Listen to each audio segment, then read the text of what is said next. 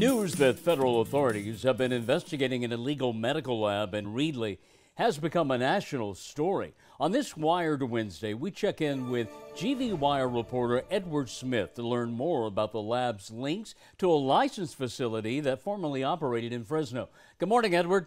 What's new with this medical lab? I'm sorry, say that again? What's new with this medical lab? So a lot more is coming out about the relationship between the Fresno lab and the Reedley lab. From what it sounds like from emails from the owner of the Reedley lab, it sounds like they were a major creditor to the Fresno lab. And so what happened was after that lab, she says they had fallen into bankruptcy. Now we're still trying to find those bankruptcy filings, but she came into control of the assets of the Fresno lab, and that's how they wound up at that warehouse. It's more of a warehouse in Reedley, and so they were storing it while they were going to move into their new space in Fresno. They were planning to build a 17,000 square foot warehouse in Fresno to do their laboratory. Well, now the FDA recalled the COVID-19 test from the Fresno lab back in 2022. What was the reason at that time?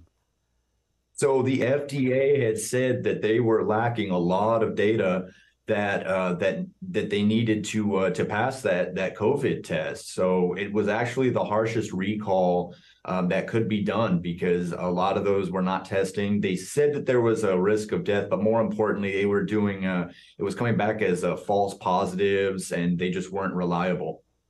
And who owns the building that housed the now closed Reedley lab? So there's a woman in Oakland who owns that building. The connection between the woman in Oakland and the operator of Prestige Biotech is unclear at this point. We're still trying to find that out. But they had found that place because they were looking for a warehouse to store it, and the Reedley warehouse seemed to be the best fit for them. Now, you reported that when the county public health department and the CDC opened two locked sub-zero freezers, they found samples of malaria, HIV, COVID-19, and common STD. Do you think the county should have told the public before this was reported in the media?